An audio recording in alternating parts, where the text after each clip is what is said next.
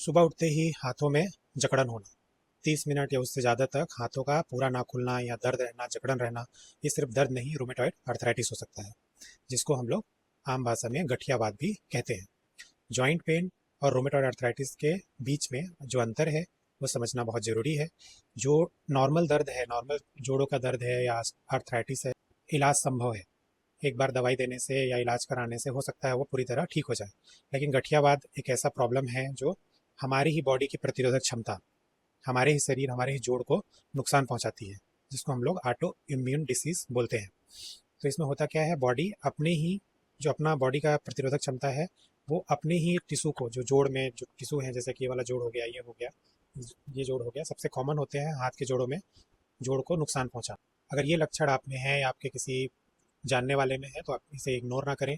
Morning stiffness, सुबह सुबह उठने के साथ जोड़ों में अकड़न होना, जो धीरे धीरे काम करने के साथ साथ अच्छा फील होना, या हाथ का खुलना होता है, दोनों हाथों में इन्वॉल्व होना। नॉर्मली जो नॉर्मल जॉइंट पेन होते हैं वो एक हाथ में एक जगह पे होता है, लेकिन जो रोमेटॉइड अर्थराइटिस है वो दोनों तरफ बराबर जाता है। अगर इस जोड़ में दर्द हो रहा है तो मोस्ट ऑफ द टाइम दूसरे वाले हाथ के उसी जोड़ में भी दर्द होगा। ठीक है, तो इसको हम लोग बोलते हैं सिमेट्रिकल इन्वॉल्वमेंट। स्वेलिंग होना या उस एरिया का गर्म होना, फूल जाना, और धीरे धीरे अगर ट्रीटमेंट नहीं कर रहे हैं तो वो डिफॉर्मिटी में बदल जाती है। डिफॉर्मिटी क्या है? हाथ या उंगलियों का टेढ़ा होना, है ना। जैसे पैर का किसी किसी का उंगली आपने देखा होगा कि पूरा अंदर की तरफ या पूरा बाहर की तरफ मुड़ने लगता है। बहुत ज़्यादा कॉमन जो अफवाह है, मिथ है, वो क्या है, लोगों को लगता है कि गठियावाद ज़्यादा उम्र के लोगों में ही होता है। ऐसा नहीं है, यंग यंग एज में भी गठियावाद हो सकता है। और जो ये अर्थराइटिस है, इन्फ्लेमेटरी अर्थराइटिस का एक टाइप है, रोमेटॉइड अर्थराइटिस गठियावाद। इसमें और भी बहुत सारे टाइप हैं, जो बच्चों में भी कुछ कुछ हो सकते हैं। अगर ये सिम्टम्स हैं तो क्या करना होता है, आपको एक आर्थोपेडिक सर्जन से मिलना होता है या रोमेटोलॉजिस्ट से मिलना होता है। ब्लड टेस्ट कराएं, जिसमें हम लोग रोमेटॉइड फैक्टर करते हैं, एंटीसीसीपी, सीबीसी, सीआरपी, ईएसआर, है ना। अगर दवाई चालू करना है तो फिर और भी टेस्ट करने पड़ेंगे।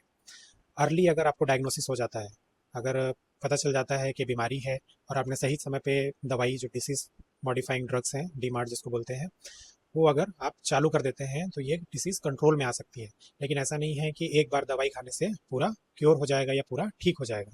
तो एक बार जब दवाई चालू होता है तो वो कम से कम 6 महीने, साल भर चलता है। जब पूरा बीमारी कंट्रोल में आ जाता है तो वो दवाई बंद कर सकते हैं, लेकिन डॉक्टर की एडवाइस पे ही बंद करें।